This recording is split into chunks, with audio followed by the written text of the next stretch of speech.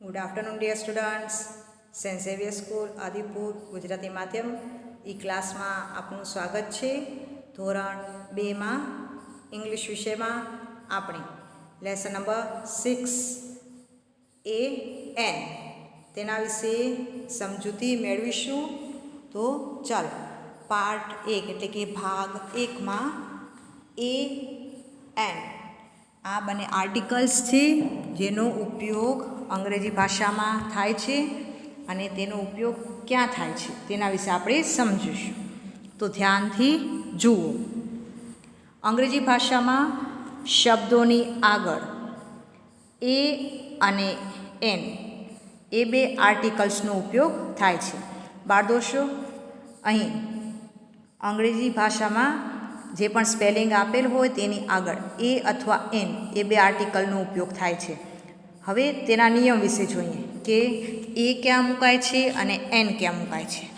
તો જે શબ્દો અંગ્રેજી મૂળાક્ષરોના વ્યંજનથી એટલે કે અંગ્રેજી મૂળાક્ષર એટલે કે ABCD એમાં જે વ્યંજન હોય છે તેનાથી શરૂ થતો હોય સ્પેલિંગ અને એ સ્પેલિંગ એકવચનમાં આવતો હોય તો તેવા શબ્દો આગળ એ આર્ટિકલ મુકાય છે.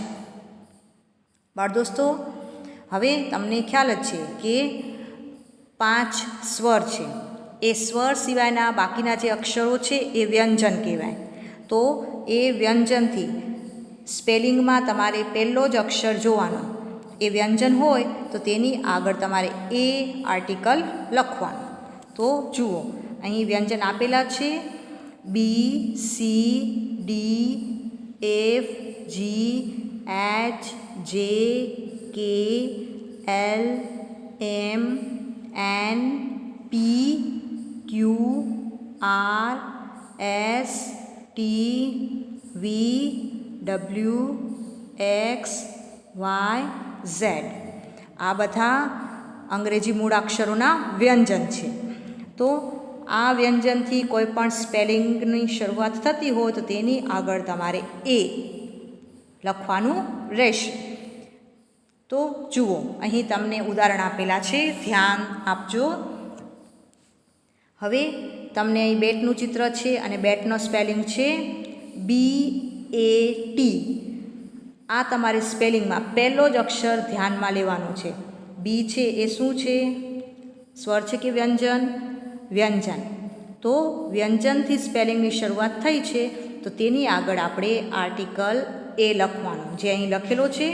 એ જ રીતે બીજા પણ કોઈ સ્પેલિંગ આપેલા હોય અને વ્યંજનથી શરૂ થતા હોય તો તમારે આગળ એ લખવાનું.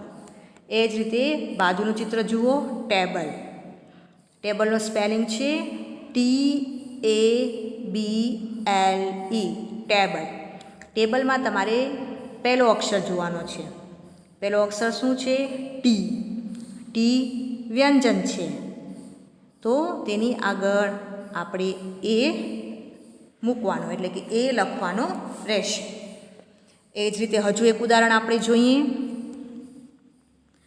કૂતરો, જેને આપણે અંગ્રેજીમાં ડોગ કહીએ છીએ. ડોગનો સ્પેલિંગ થશે DOG, ડોગ. તો પ્રથમ અક્ષર ડી છે.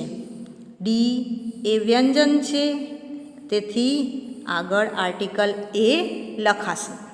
આમ કોઈ પણ સ્પેલિંગ આપેલ હોય તો તમારે પહેલો અક્ષર ધ્યાનમાં લેવાનો અને એ વ્યંજનથી શરૂ થતો હોય તો તેની આગળ તમારે એ આર્ટિકલ એટલે કે એ લખવાનું રહેશે. એ જ રીતે હવે આપણે જોઈએ બીજો નિયમ. જે શબ્દો અંગ્રેજી મૂળા અક્ષરોના સ્વરોથી શરૂ થતા હોય અને એક વચનમાં આવતા હોય તેની આગળ એન આર્ટિકલ મુકાય છે. બાળદોસ્તો, એટલે અંગ્રેજી મૂળાક્ષરો એટલે કે ABCDના સ્વરથી. સ્વર કેટલા છે? 5, જે અહીં લખેલ છે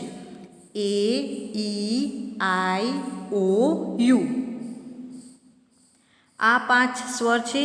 તેનાથી જો સ્પેલિંગનો પહેલો અક્ષર શરૂ થતો હોય તો તમારે તેની આગળ એ આર્ટિકલ લખવાનું છે. બાળદોસ્તો, યાદ રાખજો, અહીં આપણે એન લખીએ છીએ તો AN તેનો સ્પેલિંગ AN થશે. બોલીએ આપણે એન છીએ પણ લખતી વખતે તમારે AN આ સ્પેલિંગ લખવાનું છે. આ ભૂલ તમારે કરવાની નથી. તો આમ સ્પેલિંગની શરૂઆત સ્વરથી થતી હશે અને એ સ્પેલિંગ એકવચનમાં હશે તો તેની આગળ એન આર્ટિકલ લખાશે. તેની આપણે ઉદાહરણ દ્વારા સમજૂતી મેળવીએ. તો જુઓ, પહેલું ચિત્ર છે એપલ. એપલનું સ્પેલિંગ થશે APPLE. એપલ. એમાં તમે પ્રથમ અક્ષર જુઓ,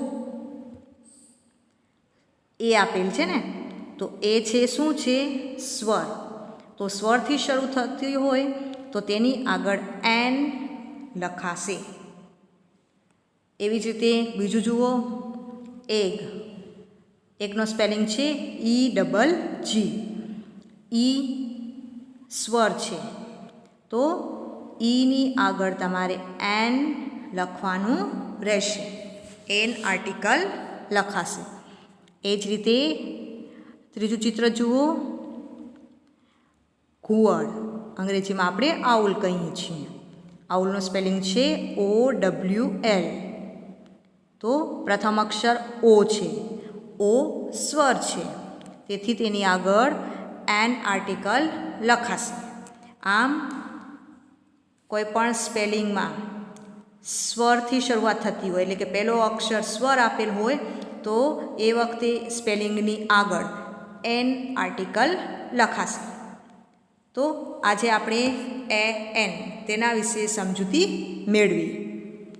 તમારો દિવસ શુભ રહે. Thank you.